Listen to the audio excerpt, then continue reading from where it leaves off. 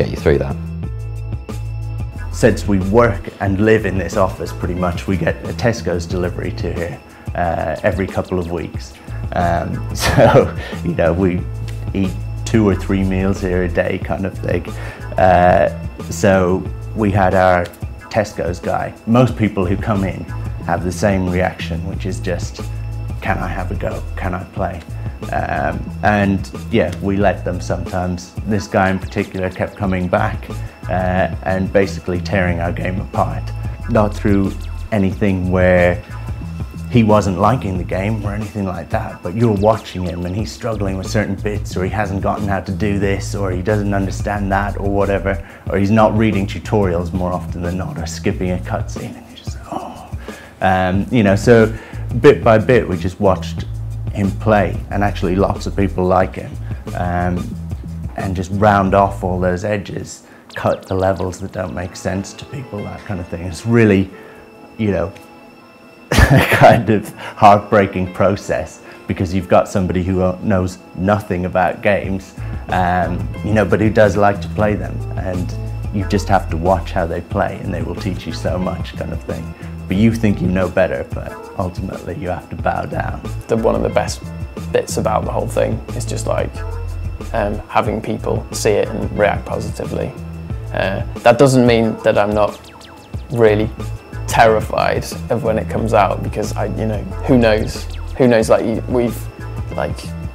we give people demos and they like it, and it's like they could just be walking off and saying, but you know, like it's simultaneously amazing and terrifying. Grant brought in this like box of toys, and we all just kind of started playing about with them, mocking out ideas.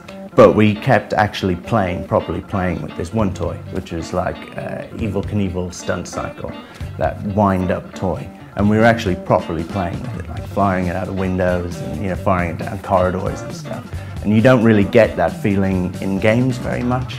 And it was perfect for what we wanted to do. The general, like the bike, when that first went in a year ago or something, then it was like, it's kind of like controlling a big slab of concrete on some like weird boingy springs. In real physics, it would like bounce all over the place or not bounce, and you just kind of add that little bit of like just exaggerations that we add in throughout just to make it more fun. For us, we all grew up with arcade games, bright and cute and accessible and everything like that, but also really deep, you know, and had kind of hardcore gameplay. Like Mario is a really difficult game, Sonic's a really difficult game, you know, so we wanted to make that kind of game, something with depth, but that was like vibrant and fun. Definitely not realistic, not in terms of a guy on a bike. It's very much those kind of like fast platforming games like Sonic, where you just kind of,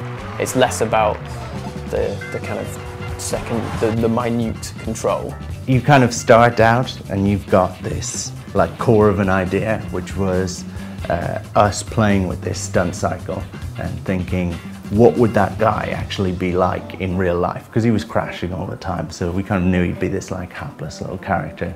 And what changes from there is that everyone just starts piling in ideas, because that's like, the funny thing about games is it's not one big idea. It's like, you know, thousands of small ideas. There's like one idea like, let's have it be a motorcycle stunt bike game. But then there's so much more that goes into it beyond that.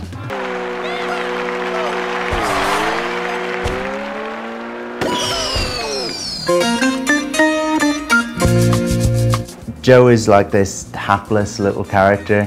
He's kind of, you know, he's not the world's best stuntman.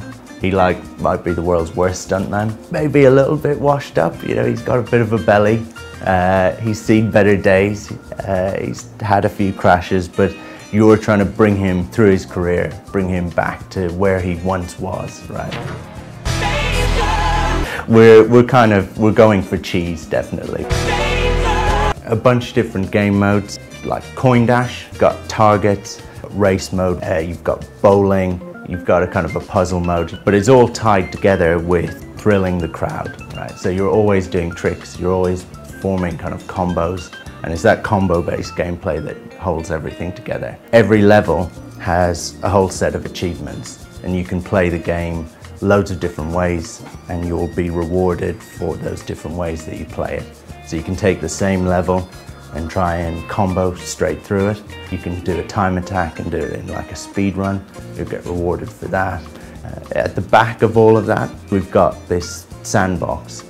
So you can edit the levels in the game. As you're playing a level or building a level, you can just drop in, put down a ramp straight in front of Joe and he'll drive over it. Just as you're about to land, you can put down a target so you can land on that, or a shark tank and he'll land straight in that. And you can just build levels really quickly on the fly. When I hear that there's a level editor in a game, I get really excited. And then I go in and it's normally not quite as fun, it's more of a chore actually. So we wanted to create something with the Sandbox where the game was actually as fun to play as the Sandbox is to use, where both of them are married together and you're not quite sure whether you're using the Sandbox or playing the game, but you're having fun in both of them. For online, it's all about leaderboards. It's very much a combo-based high score game, and sharing levels as well, which you can do from the ones you build in Sandbox.